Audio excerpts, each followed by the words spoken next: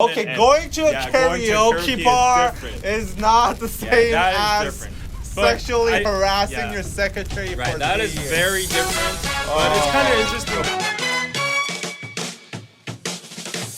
Welcome to YouTube's favorite K-pop show, DK News Dedicated. Today we have lots of stuff. Hot ass tea. First off, Hansoe tested positive in illegal drugs again during probation. Oh no, she going to prison? Maybe. And second, we have the Seoul's mayor dying suddenly in an unfortunate series of events, and it's also a topic of controversy because we're spending tax money over his funeral. So last but not least, Hyori tears up in front of Rain and you just hug regarding the karaoke controversy involving Girls' Generation's Yoona. Oh no. And before we go to the first news, again, this spot is being sold right now. Sarah, what are you doing? Talk to our advertisers and make this happen. But in the meanwhile, let's just promote our Patreon. We talk for an hour on the after show, and we talk with you guys. We chat with you guys live, and you guys can give us your opinions on the topics we discussed, and also new topics as well. Right. So go to patreon.com/DKDKTV and sign up. Coming up tomorrow, July 14th, Tuesday at 11 a.m. Korean Standard Time. So be there on patreon.com/DKDKTV. And on to the first news. So Hansoe tested positive in illegal drugs again during probation. Oh no. Hansoe is a well-known figure in the K-pop world, interestingly. Yeah, because she's not an artist. Yeah, she's not an artist, she's not a trainee, she's nothing, but she's very well known. Yeah. She initially gained attention by using illegal drugs with Big Bang member T.O.P. in 2017 and also got involved in the drug case for iKON member B.I. in early 2019, stating that YG had allegedly interfered with the illegal drug investigations. Also, she got caught up with Monsta X's Wonho's drug/money case, as well as she added support to her friend Jung Da-eun's claims regarding Wonho not paying back money and blah blah. During 2016, she had been tested positive by using drugs. She bought 9 grams of marijuana 4 times. She used it 7 times at her house, including with T.O.P. And in 2017, she faced a sentence of 3 years of prison, 4 years of probation, $800 fine, protective supervision, For weed? Yeah, and 120 hours of medical treatment education. Don't say weed, it's illegal. Bruh. According to Star News, the Protective Supervision Unit under the Ministry of Justice did a sudden drug testing on July 8th, and the test results came out as positive. Because of this result, she is known to be held in custody in a related facility currently. Also, because she has been found using drugs within her 4-year probation sentence, the Protection Supervision Unit has filed a probation cancellation appeal to the court. If the court decides to accept the appeal, Hansoe will most likely be going to actual jail this time. According to related officials and sources, if a person who is under probation for illegal drug usage gets caught positive again, it's most likely that the investigation gets elevated to prosecutor's investigation. And also in Hansoe's case, she will most likely have to live at least 3 years, which was her original sentence without probation. So in the meantime, Hansoe has made her Instagram account private. I think that's too harsh. Unless you're selling drugs, I think usage of drugs shouldn't be prison sentence. Obviously, I'm biased, but first of all, 4 years of probation for 9 grams of weed. Over 7 times. It's not like she's a heavy user. Well, I don't know. Obviously, I have no idea what I'm talking about. But still, like, that's a very minute amount. It's like getting caught with doping from cold medicine. I think there's bigger problems out there. And I'm not undermining the legal ramifications of using weed in Korea, but still at the same time, I think Korean legal system is way too harsh on weed, whereas a hard drug like alcohol is so, widely accepted. Very ironic, and it's just a shame, really. For example, if you commit a crime while under influence of alcohol, you actually get a shorter sentence in Korean law because they think, okay, you were under influence, you're not your true self, so you did not intend to do these actions, which is the stupidest shit ever. Like, you're not being a responsible person. The legal system is just two-sided. Well, I don't think this is an issue of like whether it's weed or alcohol or any other stronger drug here. I think the issue here is that she was under probation and she broke the law again. It's simply a breaking of law again. Well, the initial probation was stupid. I don't care. I'm not gonna mess with the judge's sentence. But anyways, like, the thing is, she technically broke the probation and did the same act of crime again under the Korean law. When when you do that, you go to jail. Simple. I've heard a lot of K-pop fans saying that karma's hitting her. I don't know about that, but yeah, maybe. She's ruined a couple like idols' lives. I don't know if you could necessarily say she ruined people's lives. These people that she ruined were also part of the circle. Let's not pretend that the K-pop idols were so pure and naive and this witch Seohee came and ruined people's lives. I mean, it's something like this. Like, say, like if we both did weed, hypothetically, and you did weed and you got caught, and you go to the police and said, it's like that. So, I would say that.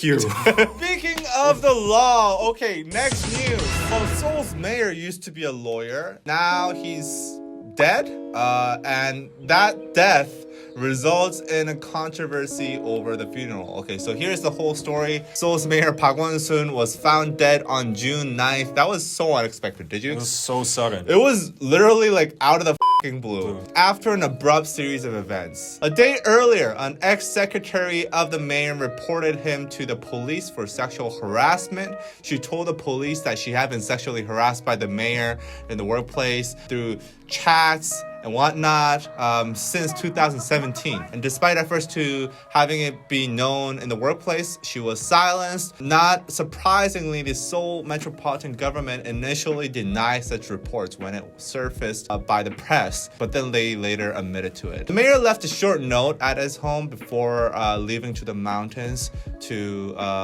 end his life. He said, "I'm sorry to everyone. I'm sorry to my family whom I've given pain. Goodbye, everybody." It was a very short note. He headed to the mountains of Seoul to end his life. While the true intentions of his abrupt death is not clear, many are suspecting that the sexual harassment report was the cause of his sudden death. There was not much else that would cause such a response other than the sexual harassment report, which would probably like have him step down from the mayor position. Ruin his whole reputation and his whole life. Like he was a woman's right attorney. That's the irony here. Park Won-soon was a prominent women's rights attorney that led Korea's first sexual harassment case 3 decades ago. Before that, sexual harassment wasn't even a recognized legal thing in Korea. But then Park Won-soon and his first sexual harassment case that he defended was basically setting the precedent for legal terms. The irony being that 3 decades later, this is what causes him probably his death. He had been a mayor for 3 consecutive terms and have been a favorite to many people. Did you like him?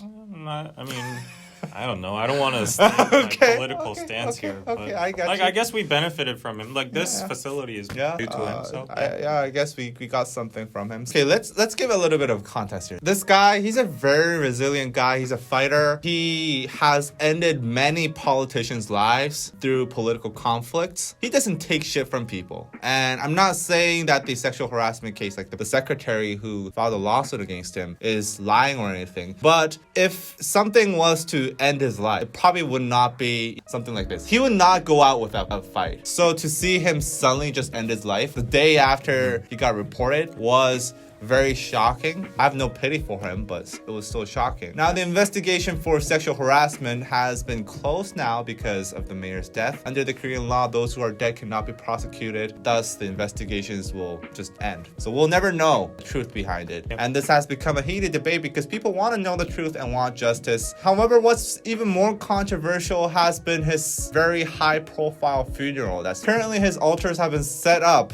in front of the Seoul City Hall. Have you seen it? Yeah. You've been there? No. As you can see from the picture, they are quite spectacular, not the typical funeral. Some say he deserves this because he served 3 terms for the city and a hardworking individual with lots of achievements, despite his death being likely resulted from sexual misconduct. Others say there is no reason to spend tax money, reportedly up to $1 million, on such a shameful death. There are no specific laws on how the funeral process should take place in case the mayor of Seoul dies. So technically this spending of $1 million on his funeral is not illegal, but it does bring to the question, how do we send off this ex-mayor who suddenly died? It's divided, to be honest. Left wings are supporting him, and they're saying basically he was an establishment for all the women's rights issues, and also, ironically, and also he was a human rights attorney, and also he did a lot of good things for society, and then he was like 3 consecutive times mayor without problems or anything. So, like, their own party is kind of supporting him, saying that there's no technical charges on him. We're never gonna know the truth, that's a fact. But I would like to weigh a little bit more on the other side, a little bit more sympathy towards the victim, because like the victim sued him for sexual harassment. We don't know if it's true or not, but at least she or the public deserve the truth. But the truth will never be unraveled. It's gonna be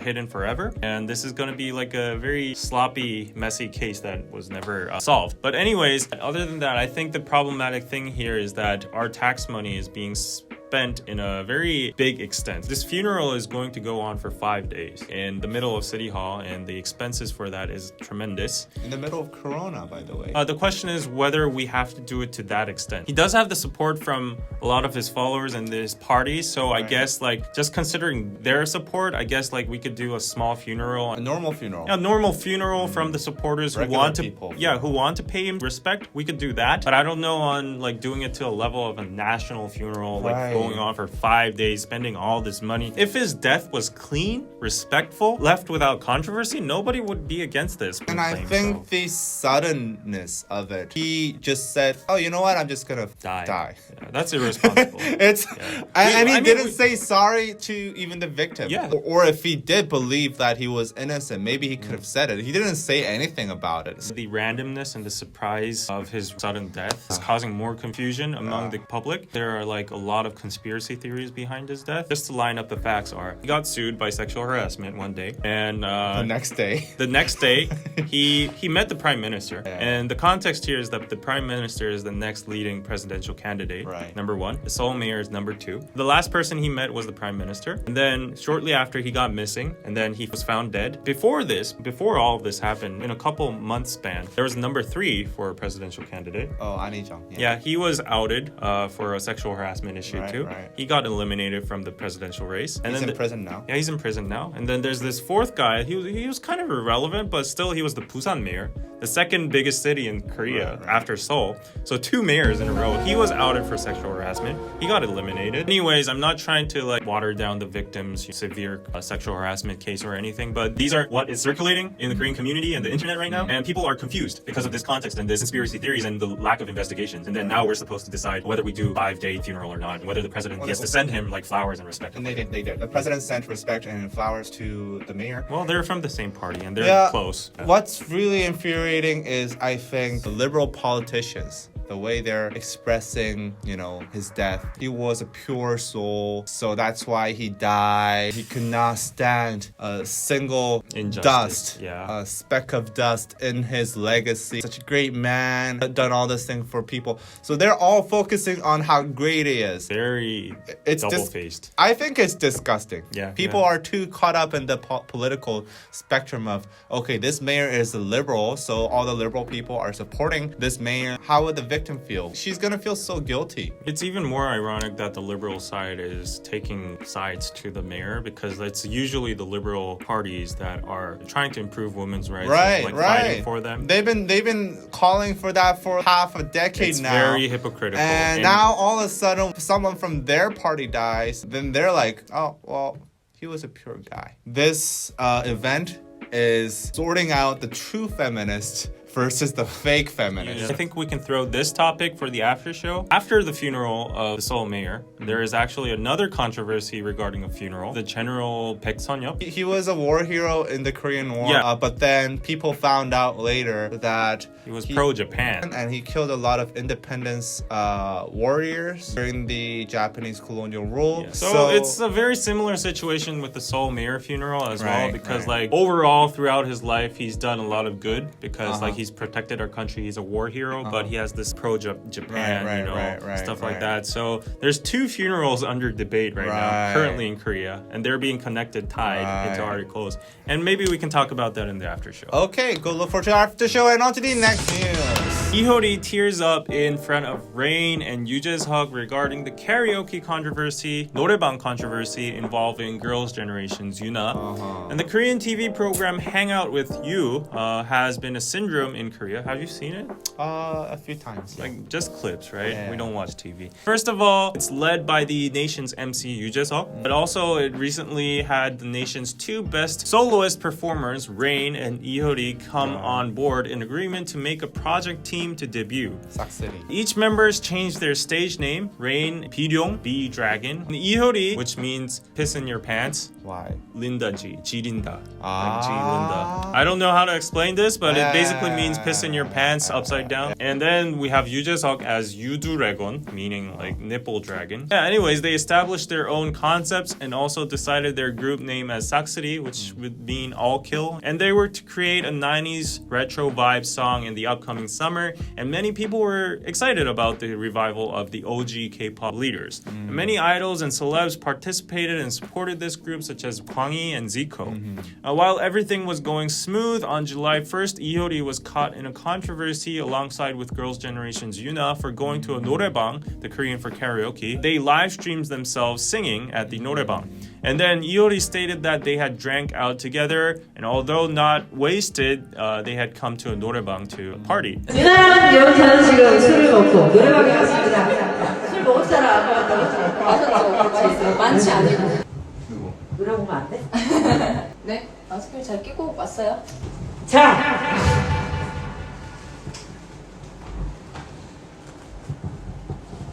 다시 올게요. 여러분 다시 올게요.